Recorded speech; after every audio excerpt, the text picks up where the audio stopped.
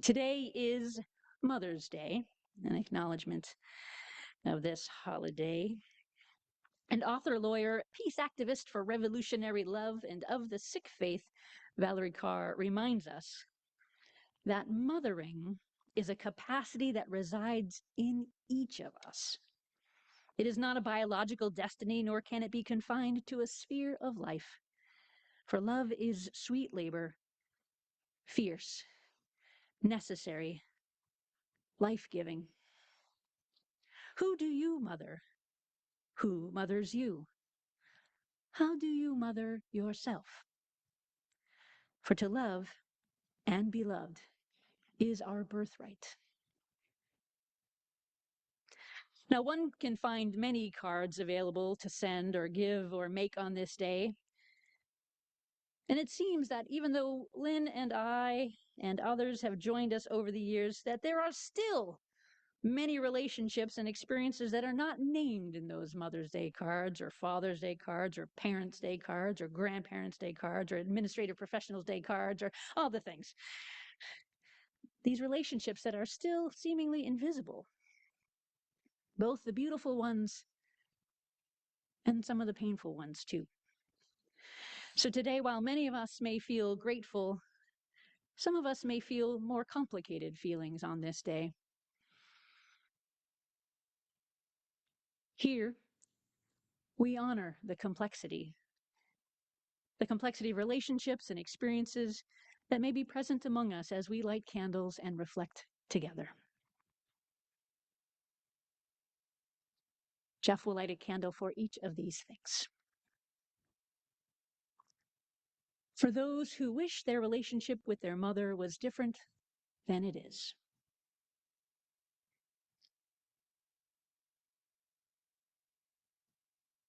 For those whose mothers have died.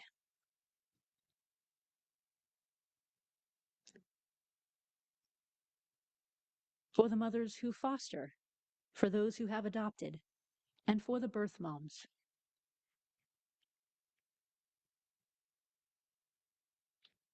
For all those who want to be mothers and who may not have this experience.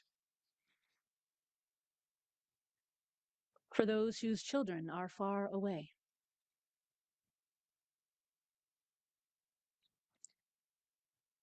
For the mothers-in-law, stepmoms, and co-parents who are recreating family. For those who didn't receive the mothering that they needed. And for those who didn't offer the mothering they wish they had. For those mothers who have lost children, whether not born or infants, children, youth, or adults, all the ones who are missed. For those families that don't include a mom yet are mothering, who are loving and whole just as they are. For the mothering of the furry, the finned, the spiny, the scaled, and the winged. For those with wonderful and complicated relationships with their parents and or with their children, all practicing the art of being human.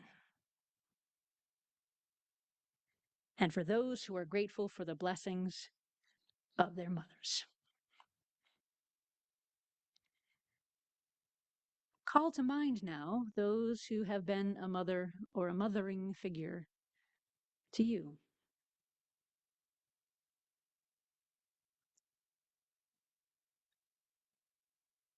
On Zoom, if Kristen allows you to in the cues, you can write the names of these people in the chat. And here in the Great Hall, if you'd like to whisper or gently call out the names of those who have been a mother or mothering figure to you, whether still with us or having joined the ancestors. Let us call these names. Yeah. Harry. Rita. Leslie.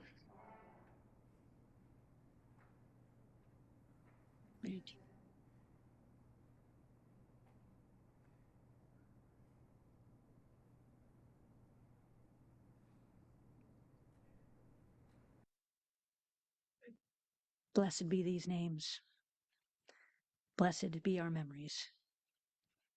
And blessed be this moment.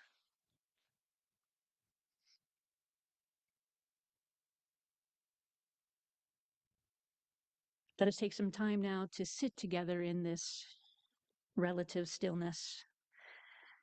You might place your feet on or towards the floor, connecting with the earth beneath us. Perhaps your hands resting in your lap or wherever they are most comfortable. You might close your eyes or watch the chalice flame as to helping us get quiet and centered. There's a famous prayer credited to St. Francis of Assisi. You may have heard it or some variation on it. Lord, make me an instrument of thy peace. Where there is hatred, let me sow love. Where there is injury, let me sow pardon. Where there is doubt, faith. Where there is despair, hope. Where there is darkness, light. Where there is sadness, joy. O God, grant that I may not so much seek to be consoled as to console, to be understood as to understand, to be loved as to love.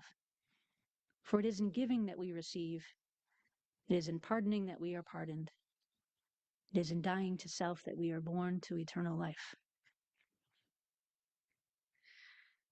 There are many variations on this poem and translations of sorts. However, it turns out the Franciscans, that is, the order of monks that St. Francis was from, tell us this actually is not St. Francis at all. It's not his writing, and it's too individually focused to be his.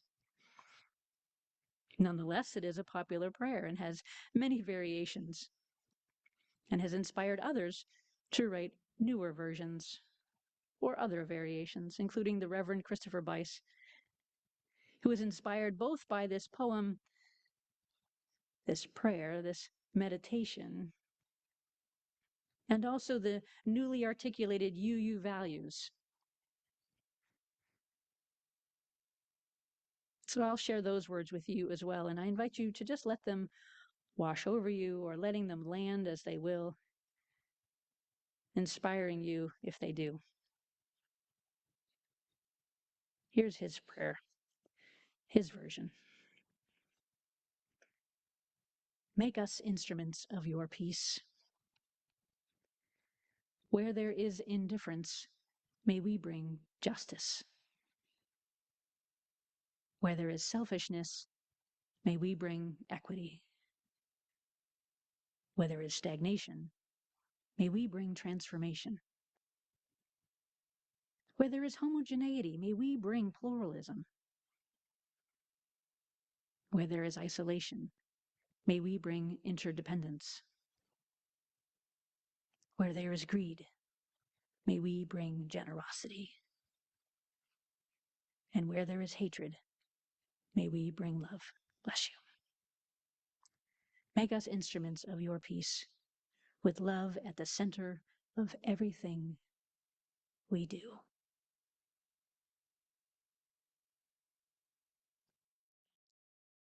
More than 50 countries in the world have a day honoring mothers. Our partner congregation in Mars-Varșovei, in what is now Romania, is also acknowledging Mother's Day today.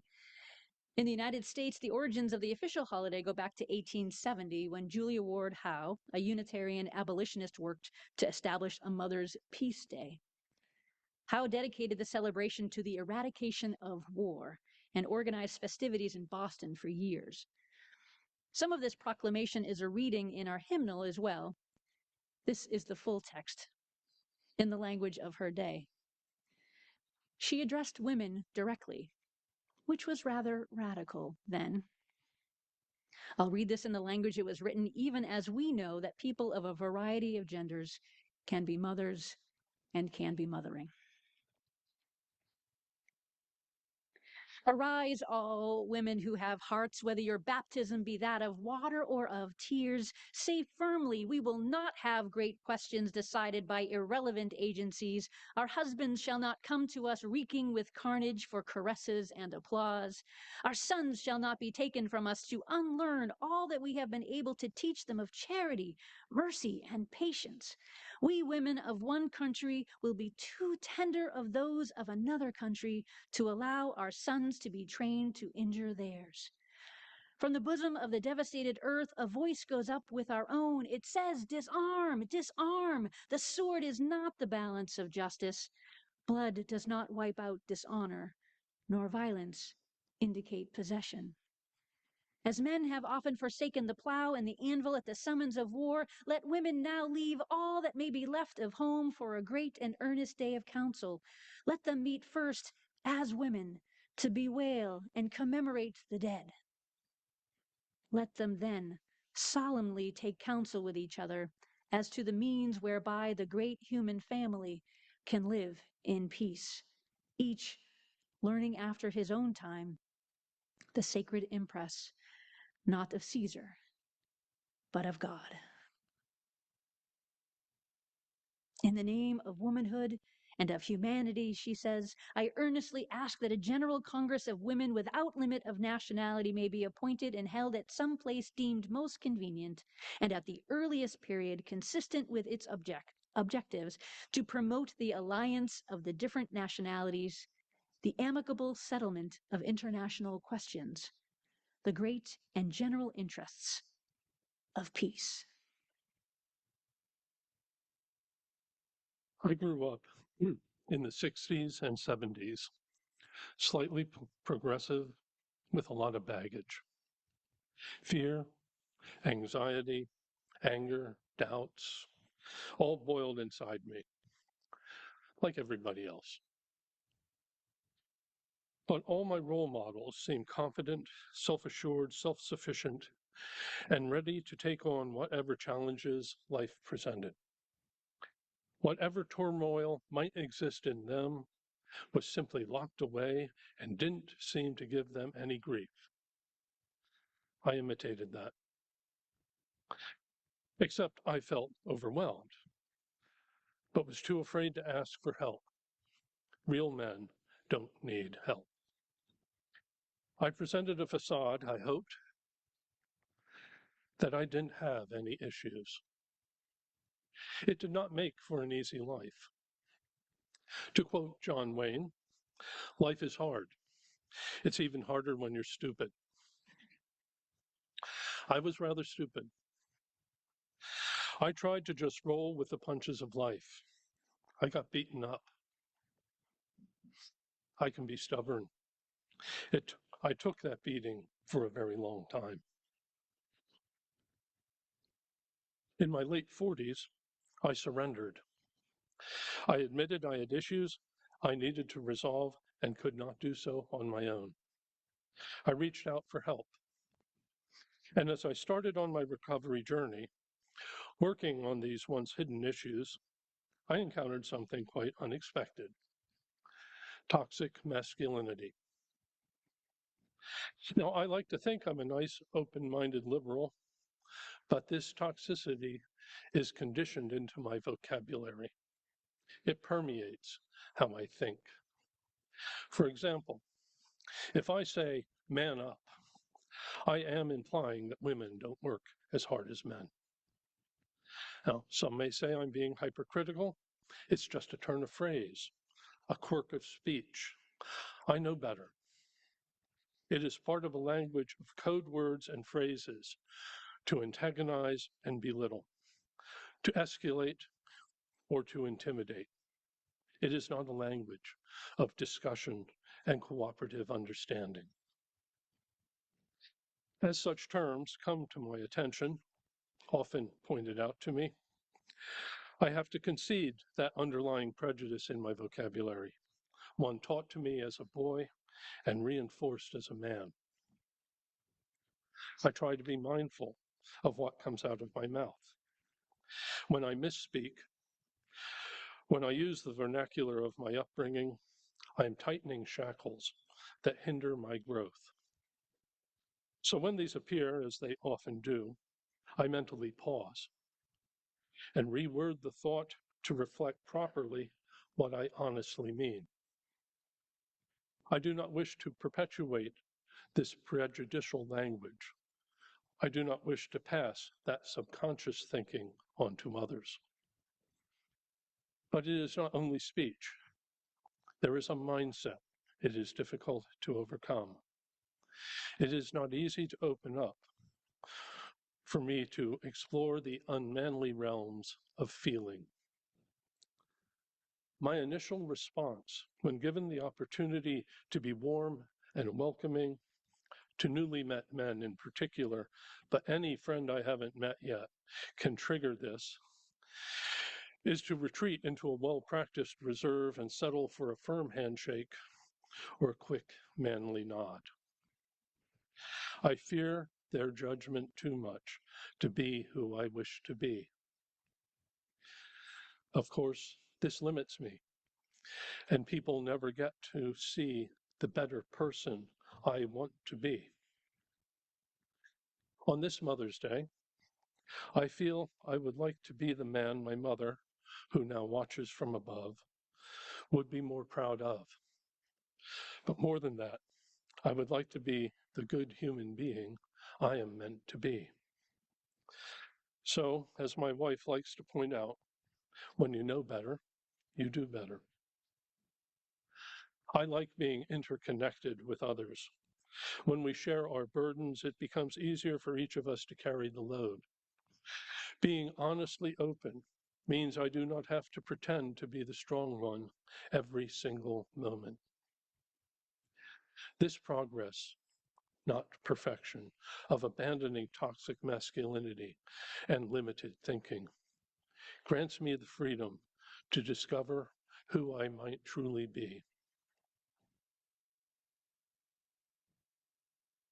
Today is Mother's Day, and when Julia Ward Howe wrote that Mother's Day proclamation in 1870, she did so as a suffragist, as the mother of 6 children, and as a Christian Unitarian. You may recall that she also penned the battle hymn of the Republic. She did that first. She saw the valor of the struggle, but had a change of heart when she saw the carnage of war. Arise, she said, arise, all women who have hearts, whether your baptism be that of water or of tears. She does not mince words, does she? We will not have great questions decided by irrelevant agencies. Our husbands shall not come to us reeking with carnage for caresses and applause. Our sons shall be not taken from us to unlearn all that we have been able to teach them of charity, mercy, and patience. 1870. It was a rather a radical shift from the battle hymn to that. The battle hymn was inspired by words from Scripture to practically celebrate war as a holy act, beseeching God to trample out the vintage where the grapes of wrath are stored. And then she turns to peace, or at least towards it.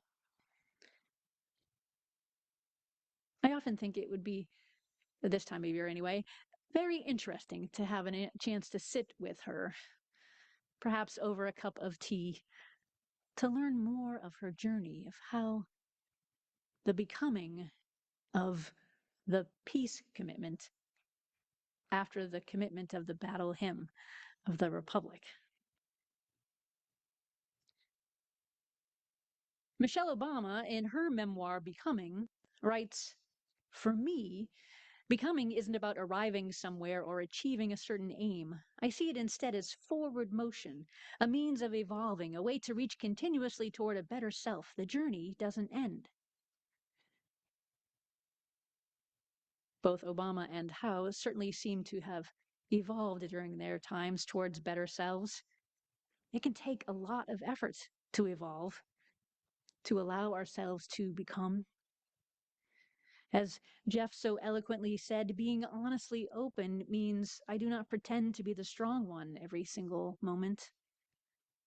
And while boys and men have been taught to be strong and in control and get stuff done and stay out of the messy feeling zone, Many of the rest of us have absorbed that message too. Julia Ward Howe had had enough, and in the Proclamation says so. And 150 years later, member Melissa McKinnon noted in a conversation yesterday that patriarchy doesn't serve anyone, including the patriarchs. The drive to perform and produce, to hide our feelings, to squelch our doubt is endemic in our Western culture, and it is not serving us. One only needs to look to DC to see the nonsensicalness of the theory that white men are superior and others are inferior. See, certainly this current U.S. regime is about control and coercion. By sowing chaos and confusion, will our Constitution survive this current incursion? I do not know. But I do know that there is a lot to heal. Finding our way into and through the fields till peals of laughter ring out with jubilation that is real, they will not steal our joy, nor our responsibility to reveal the wholeness that is possible when we turn towards one another and respect each other and protect the most significant mother, Earth. I myself have been struggling a bit this past week or so. Endless gray days and rain and rain and more rain dampen my spirit, almost literally. I'm sure that all of the terrible things happening in our government and in the world are part of that feeling damp. And while I usually spend time facing and feeling what is, I have been more numb, a bit withdrawn at times, pulling in like a turtle, my shell trying to protect my heart and mind from this onslaught. And yesterday afternoon, as the sun finally made an appearance, I found this reading in our hymnal called To Free the Heart by Francis C. Anderson, Jr., one of our UU ancestors. Francis wrote, "Through dreary, sodden days, the fields sponged up the graying skies, and now the sun lies soft as birth again, as if the earth had just begun. And blossoms on the vines designed in spring come out to sing again. And everywhere the ripening pushes falling leaves apart to free the heart for freshening. As through the seasons of our years, becoming often waits the nourishment of tears. To free the heart for freshening."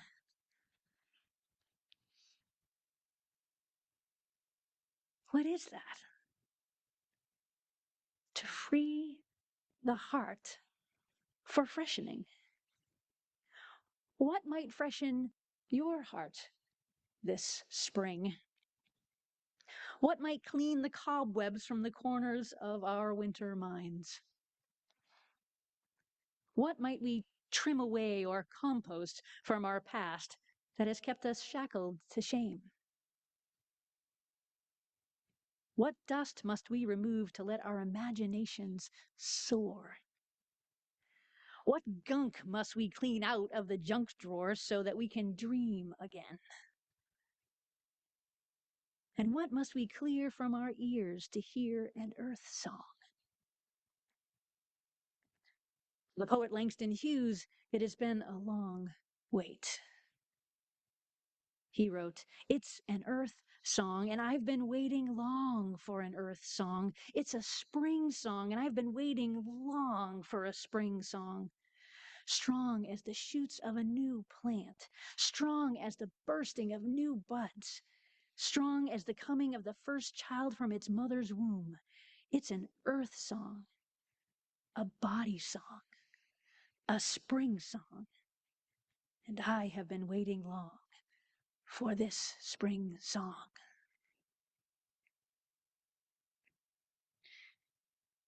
These past 100-some-odd days, well, there have been some odd days, haven't there, have shown us what some people are willing to do to destroy democracy, what some people are willing to do to get power and wealth, what they're willing to do to dehumanize others, to refuse to uphold the Constitution, to incarcerate and deport, to intimidate and bully. This is evil incarnate. And with all the bluster and threats and seemingly random but thoroughly planned horrible raids from the frozen blocks of water, there is such fragility. Male fragility, white fragility. I don't see strength. I see a bunch of petulant toddlers in adult bodies trying to seek some kind of weird vengeance on people who they've been taught to fear, but who are actually just students with ideas.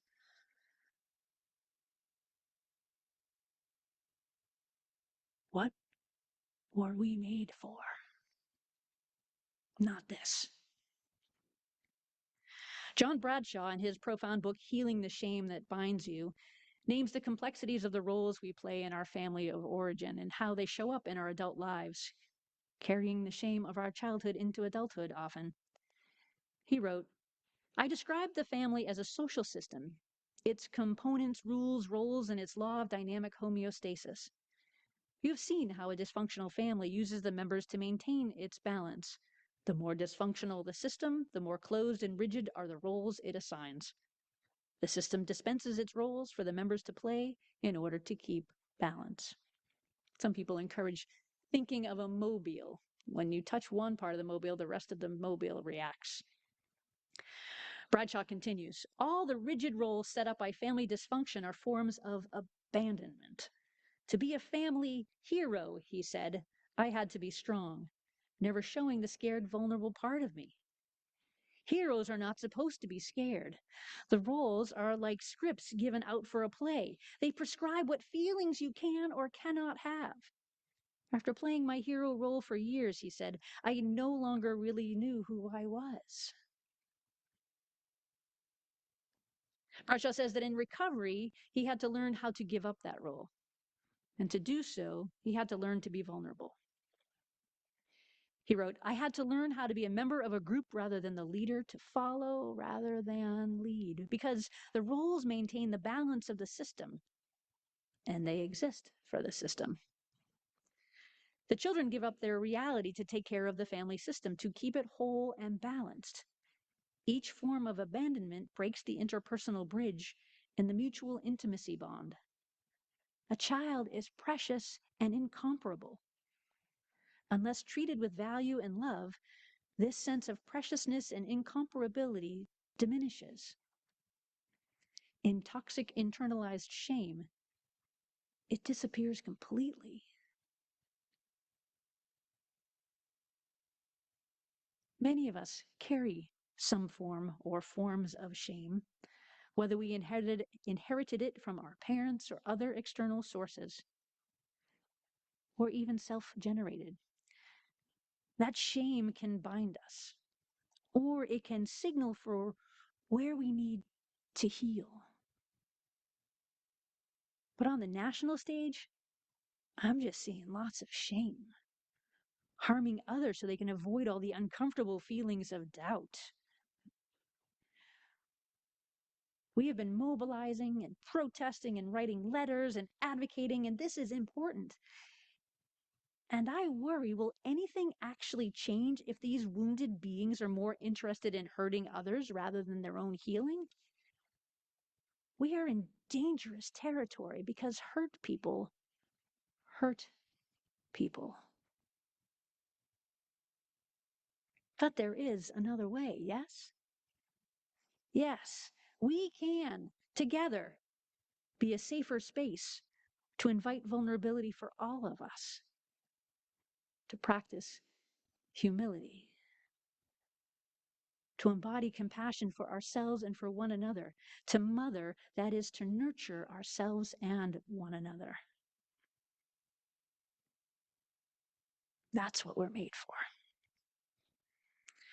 Ruha Benjamin, a sociologist, transdisciplinary scholar, and currently a professor of African American Studies at Princeton University, made a presentation recently at the House of Speakeasy. You can find it on YouTube. The Seriously Entertaining series on In Being Bold. Ruha Benjamin said, we have to be bold when it comes to our social vision, but how?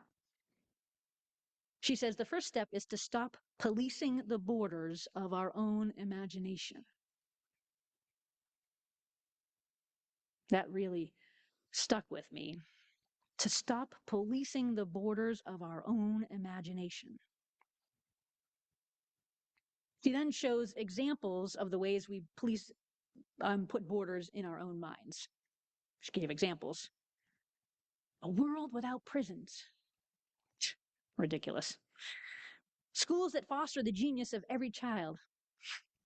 Naive. Work that doesn't drive us into the grave. Impossible. A society where everyone has food, shelter, love. In your dreams. And then she grins and whispers, exactly. In your dreams, in my dreams. If we stop policing the borders of our own imagination, or if we stop letting the limits that our parents or our grandparents or our siblings or whomever placed them on us, if we stop letting the limits be louder than our own yearning, our own call to arise, if we free the heart for freshening and open the mind to imagine a world in which we are too tender of heart to hurt another, we become too tender of heart to let anyone else hurt anyone else too. And from that place, where our minds are free to imagine, where we would survive and thrive, then a world without prisons is intriguing. Schools that foster the genius of every child is necessary. Work that doesn't drive us to the grave, completely possible and doable. And a society where everyone has food, shelter, and love becomes how life just is in our dreams and in our reality. Julia Ward Howe implored, from the bosom of the devastated earth, a voice goes up with our own. It says, disarm, disarm. The sword is not the balance of justice. Blood does not wipe out dishonor, nor violence indicate possessions. It is not just actual swords and guns and those types of things we need to disarm. We need to disarm our own armor, our own separation from each other. We are already learning different ways to be so that we can stop perpetuating white supremacy and heteropatriarchy, because then we'll all be free. And wouldn't that feel a lot better? We can be gentle, tender with the earth and all living beings, including ourselves. Unhealthy, sometimes called toxic masculinity, impacts all of us. And we have learned much of it from our families, and we can unlearn it too. Or we can at least learn to recognize it and change our thoughts and change our words and change our actions and do a little better or a lot better each day. But we have to be open and we have to be willing. And that can feel kind of scary, especially when we forget to teach boys and men that feelings matter. To remind each other that it's okay to be vulnerable, to not always know stuff, to not make it up because you think you're supposed to know stuff, to not keep striving for bigger and better and stronger and more. No, I sound like Cookie Monster there when I do that, but I could go for bigger, better, stronger, more Cookie Monsters. But it can feel scary to address the family systems and habits and patterns that impede our ability to experience more wholeness. And whether it is therapy, recovery, building community, joining a congregation, or some combination, we can find our way to tenderness. And there, discover a deep well of strength, manifested as gentle presence, where we then solemnly take counsel with each other as to the means whereby the great human family can, at last, live in peace. May we have the imagination, the healing, the boldness, the humility to make it so. Amen. A woman, and all the rest of us. And blessed be.